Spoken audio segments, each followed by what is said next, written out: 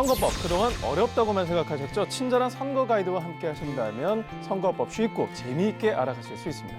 여러분이 꼭 알아야 할 선거법 집중 탐구. 오늘도 알짜 정보만 꽉꽉 눌러서 알려드릴게요. 네, 오늘도 함께 해주실 분들을 소개해드리겠습니다.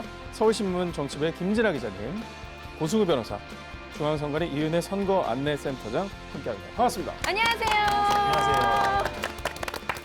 자, 가끔 가다 보면 정치인들이 상생과 협치의 노력을 기울인다기보다 목소리 자랑하는 것 같아요. 예. 매 선거 때마다 보면은 진짜 서로 헛듣고 비방하는 모습들을 보게 되잖아요. 우리 보면서 웬일이야 웬일이야 우리 저분 저런 얘기를 했어 막 이러거든요. 네.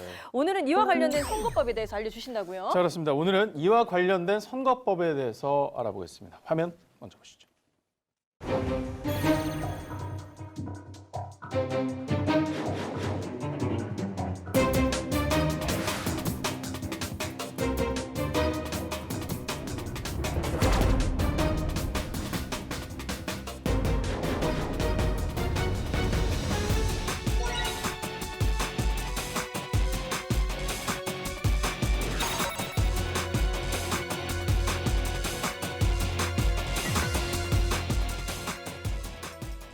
고승우 변호사님, 네. 오늘 주제가요.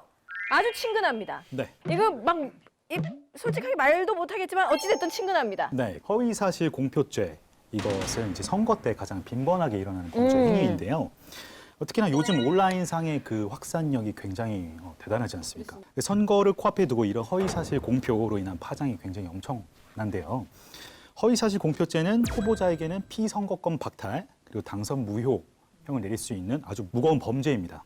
어떤 유형이 있고 법에서는 어떻게 처벌하는지 이 시간을 통해 낱낱이 밝혀드리도록 하겠습니다. 네, 요즘 시대의 화두가 또 가짜뉴스 아니겠습니까? 19대 대선부터 허위 사실 공표 행위가 아주 급증한 것으로 또 알고 있는데요. 2017년 대선 당시 발생한 허위 사실 공표는 25,178건. 자, 18대 대선 당시는 4,034건보다 6.2배. 어머어머. 그러니까 6배가 넘어가는 수치입니다. 자, 지방선거에서도 6회 1,508건에서 7회 4,150건으로 2배 이상이 늘어났습니다. 자, 그러면 먼저 이 허위사실 공표가 무엇인지부터 알아봐야 될 것 같은데요. 자, 센터장님, 허위사실 공표 용어 정의부터 부탁드릴게요. 네, 말 그대로 허위 사실을 공표하는 것이 허위 사실 공표인데요. 객관적 진실에 맞지 않는 사실을 불특정 다수에게 알리는 것이 허위사실 공표라고 할 수 있습니다. 공직선거법은 당선되거나 되게 할 목적으로 후보자에게 유리하도록 허위사실을 공표하는 경우, 그리고 당선되지 못하게 할 목적으로 후보자에게 불리하도록 공표하는 경우, 그리고 당내 경선과 관련하여 당선과 낙선의 목적으로 경선 후보자 등에 대해서 허위사실을 공표하는 경우, 이 세 가지에 대해서 허위사실 공표죄로 규정하고 있습니다. 앞서 말씀드린 대로 요즘에 워낙 그 SNS가 발달되기 때문에 파급력이 엄청나거든요. 점점 더 그 속도가 빨라지고 있기 때문에 허위 사실로 인한 피해가 더욱더 또 크게 느껴지는데 선거와 관련된 허위 사실 공표 중에 가장 많이 발생하는 내용이 어떤 게 있나요? 네, 허위사실 공표죄 사례 중에서 가장 많이 발생하는 경우가 아무래도 학력하고 경력과 관련된 사항입니다. 네. 이게 잘 모르는 후보자에 대한 판단 기준이 학력하고 경력이지 않겠습니까? 네. 그래서 거기에 대한 이제 허위사실 공표가 가장 빈번하게 발생하는데요. 몇 가지 사례를 제가 말씀드리면 네. 2015년 대법원 판결에서 위법이라고 판결된 사례가 있었는데요. 한국방송통신대학교 모모 지역 총학생회장을 역임했는데 홍보했을 때는 전체 총학생회장이라고 홍보했던 사례가 있었습니다. 네, 그게 위법이라고. 너무 풀렸다. 네, 너무 풀렸습니다. 네. 그런 게 있었고요. 또 땡땡 대학교 행정대학원 학생회 부회장, 무슨 대학 무역대학원 원후회장이라는 정규 학력이 아닌데요. 그걸 비정규 학력을 경력란에 기재한 명함을 배포한 것도 위법이었습니다. 돌아가면서 그냥 네. 한 번씩 맞는 거를 뭔가 네. 공식적인 직함이 있는 것처럼 포장을 그렇죠. 했네요.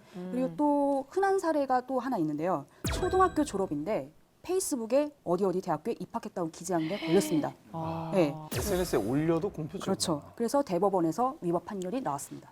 야, 그럼 후보자에 대한 허위사실 공표만 금지가 되나요? 보통 보면은 가족에 대한 기사들도 이슈가 되고 있는데 그거는 상관이 없는 건가요? 네, 공직선거법에서는 지금 허위사실 공표죄의 객체를 후보자 또는 후보자가 되려는 사람뿐만 아니라 그의 배우자, 형제, 자매까지 포함을 하고 있습니다. 그래서 이들의 출생지, 가족관계, 신분, 직업, 경력, 그리고 재산, 행위, 소속 단체, 그리고 특정인 또는 특정 단체로부터의 지지 여부에 대해서 허위 사실을 공표하는 것을 금지하고 있고요. 그리고 또 이제 가족 관련해서 허위 사실 공표의 경우에는 낙선을 목적으로 후보자에게 불리하게 한 사례가 많이 발생하고 있습니다.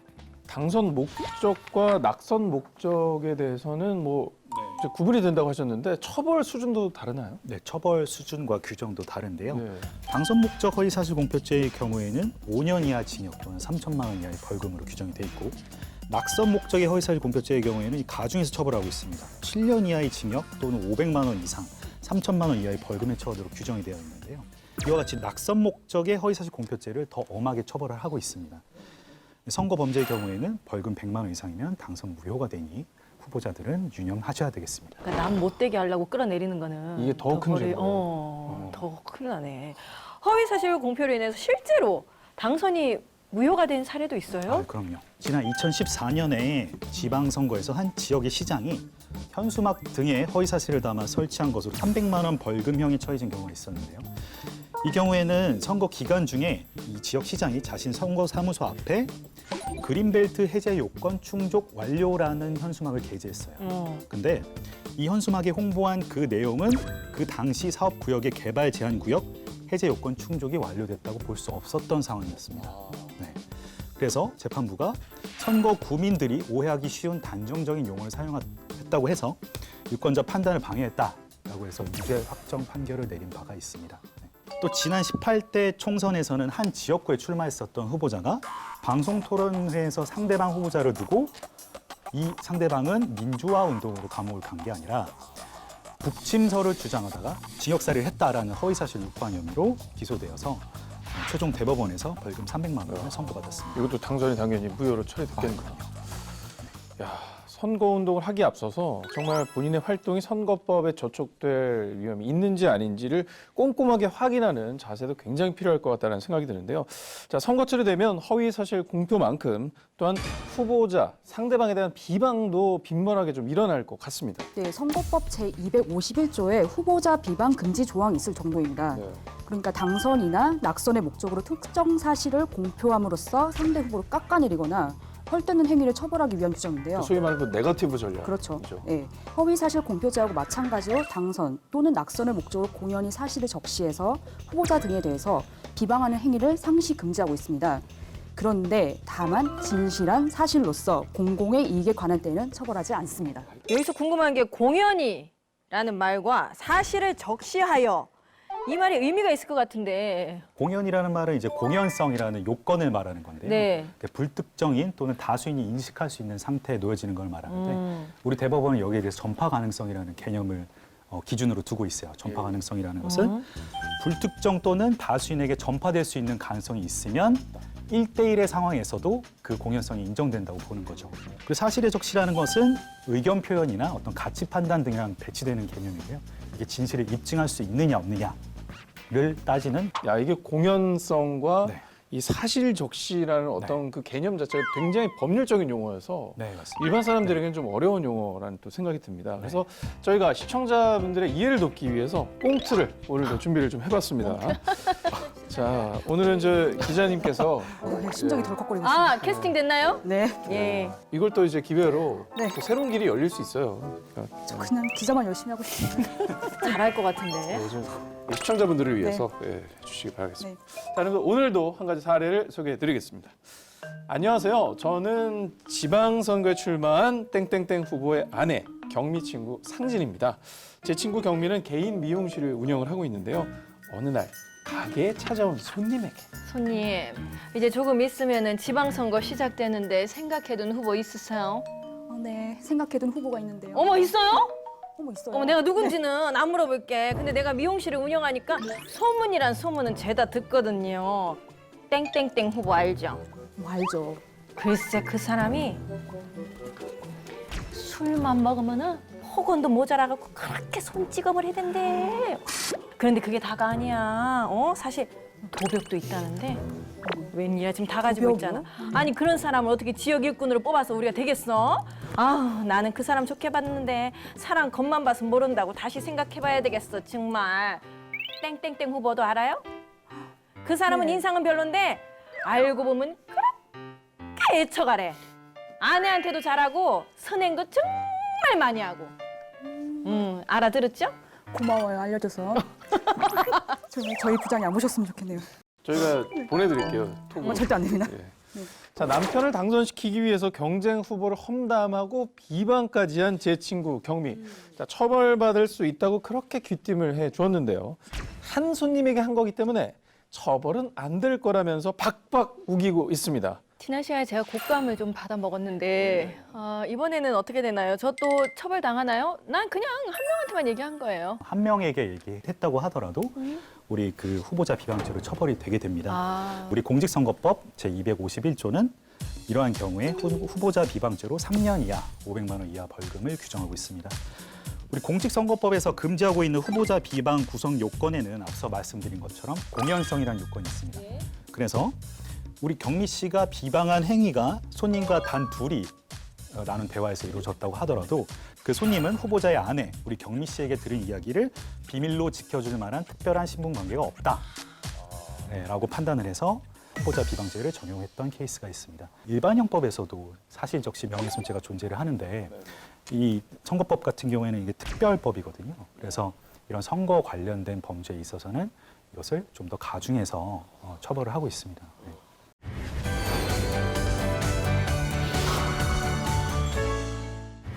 또 한국 정치의 고질병, 지역 감정이 아닐까 생각이 드는데요. 자, 이러한 경우에도 처벌하는 규정이 있는지 너무나도 궁금합니다. 네, 당연히 있습니다. 이런 규정은 2015년도에 신설이 되었는데요. 누구든지 선거 운동을 위해서 정당 후보자, 후보자의 배우자 또는 직계 존비속이나 형제 자매와 관련해 특정 지역인 또는 성별을 모욕해서는 안 된다는 내용이 있습니다. 또한 이를 위반한 경우에 대한 처벌 규정도 같이 2015년도에 신설이 되었는데요. 1년 이하의 징역 또는 200만 원 이하의 벌금을 물도록 하여 심한 경우에는 당선 무효형에 이를 수 있습니다. 지난 20대 총선에서 인터넷 포털 사이트 게시판과 SNS 등의 특정 지역을 욕하는 글을 쓴 혐의로 선관위에서 검찰에 수사 의뢰한 사례가 전국 첫 사례였다고 합니다. 최근에 법원이 인터넷 게시판에 특정 지역 출신을 찍지 말라고 글을 올린 30대에게 벌금형을 선고하기도 하였습니다. 어머. 이게 진짜 말 한마디에 무게를 보여주는 상황인 것 같은데 만약에 공표된 사실이 거짓일 경우에는 이의 제기는 어떻게 할 수 있습니까? 네, 이제 해당 선거구 선거관리위원회를 거쳐서 직근 상급 선거관리위원회에 서면으로 이의 제기를 하실 수 있으십니다. 뭐 예를 들어서 그 선거구가 구시군위원회였다고 하면은 이 구시군위원회를 경유를 해서 시도위원회에다가 서면으로 이의 제기를 하게 되는 겁니다. 이때 이의 제기를 받은 직근 상급 선거관리위원회는 증명 서류 및 관련 자료의 제출을 요구할 수 있고 이에 근거해서 사실관계를 확인합니다. 화가 난다고 미용실 가서 정경미 씨 멱살을 잡으면 안 되고 또 네, 선관위에다가 신고를 네, 신고를 하시면 됩니다. 자, 그러면 확인 결과 정말 공표된 사실이 진짜 거짓이다. 네. 이렇게 판명이 나면 그때는 또 어떻게 되는지 궁금한데요. 네, 이제 아무래도 이 허위 사실이 알려지게 되면은 그 허위 사실을 공표한 분에 대한 처벌보다 빨리 이것을 바로잡고 싶은 마음이 더 크실 것 그렇죠. 같아요. 이제 일단 이 사람 벌 주는 거는 둘째치고 네. 내 선거가 지금 맞아. 악영향을 미치니까. 그렇습니다. 그래서 직근 상급 선거관리위원회는 이런 내용을 지체 없이 공고를 해야 하고요. 이 제기서와 제출받은 서류 그리고 자료를 개인정보보호법을 위반하지 않는 범위 내에서 편집과 수정 없이 선거관리위원회 홈페이지에 게시를 하여야 합니다. 좀 약한 것 같아요. 그러게. 이마에다 거짓말쟁이라고 딱 붙여놓으면 안 되나? 이게 일단 한번 뱉으면은 네, 이게 이미지가 안 좋은 얘기는 더 빨리 퍼지고. 네, 그렇습니다. 근데 선관위 홈페이지에만 게시가 된다는 게 여기저기 다 붙이고 네. 싶은데. 네, 이것이 선거관리위원회 홈페이지에만 게시가 된다고 하더라도 그럼 해당 그런 그 후보자님들께서 이렇게 올려진 사실을 뭐 SNS를 통해서 홍보를 한다든지 그런 방법으로 뭐 홍보를 하시고 널리 알릴 수 있기 때문에 그렇게 실효성이 없다고는 보기 어렵습니다. 이의 제기를 하는 경우가 빈번한가요? 네, 지난해 지방선거 교육감 선거에서 그런 사례가 있었는데요. 오. 그러니까 한 교육감 후보가 상대 경선 후보 재산 신고 누락이 추가로 확인됐다고 공세를 펼친 적이 있었습니다. 그래서 그 경쟁 후보가 2018년도 고위공직자 재산 내역과 선관위 홈페이지에 공개된 재산 내역이 다르다고 이의를 제기해서요. 그 후보가 허위 사실 등에 대한 이의 제기서를 제출한 적이 있었습니다. 자, 허위 사실이나 비방의 목적이 아닌 정말로 공정한 경쟁을 통해 깨끗한 선거가 됐으면 하는 국민적인 또 바람을 가져보는데요. 자, 경미 씨, 네. 저희가 뭐 짧지만 이번 방송을 진행하면서 대한민국 유권자의 한 사람으로서 또 많은 도움이 됐으리라 생각이 드네요. 오늘 이 시간 정말 입 조심해야 되겠다. 함부로 나불거리면 안 되겠다. 이런 생각을 했고 혼자 많은 생각을 해야 되겠다. 많은 걸 배웠습니다. 안 좋은 얘기는 그냥 얘기 안 하는 게 그래. 좋을 것 근데 이상하게 또 나쁜 얘기는 막 하고 싶잖아. 그러니까. 이거 인간의 조심해야 돼요, 본성인데 여러분. 참. 자, 고승우 변호사님 그리고 김진아 기자님, 이은혜 센터장님 함께 하시면서 어떠셨는지 궁금하네요. 이 허위사실 공표를 하거나 후보자를 비방하는 행위는 사실 직접적으로 이 민주주의 선거의 게임의 룰을 저해하는 행위입니다. 하루빨리 근절돼서 공정한 경쟁이 자리 잡아서 올바른 선거 문화가 이룩됐으면 좋겠습니다. 네. 근데 너무 세상이 깨끗하기만 하면 취재할 일이 없어지지 않나요? 저 기사 쓸 일이 없긴 하겠지만요. 네. 근데 선거를 앞두고 정말 이런 다양한 홍보 자료가 쏟아지는데요. 거기에 대한 팩트 체크가 좀 정확해야 될 거라고 맞아요. 생각을 합니다. 그래서 언론도 이게 바로 허위 사실인지 아닌지 좀 확인하는 계기가 돼서 저부터도 이제 조심해서 기사를 쓰겠습니다. 네, 알겠습니다. 용기 좋았습니다. 네, 잊어주십시오. 네, 흑색 선전은 선거에 영향을 아주 크게 미치는 중대 선거 범죄 행위입니다. 이를 근절하는 것은 정책 선거로 나아갈 수 있는 기반이 된다고 할 수가 있는데요. 우리 유권자분들께서도 허위 사실과 이 비방의 팩트 체크를 통해서 현명한 표 한 표를 행사하실 수 있기를 바라고 있습니다. 네, 공정한 선거를 위해서 오늘 허위 사실 공표죄에 대해서 알아봤습니다. 선거 정보를 바로 알고 선거에 임하는 길, 민주정치 발전으로 가는 길이라는 것 잊지 마시길 바랍니다. 함께해 주신 여러분 고맙습니다.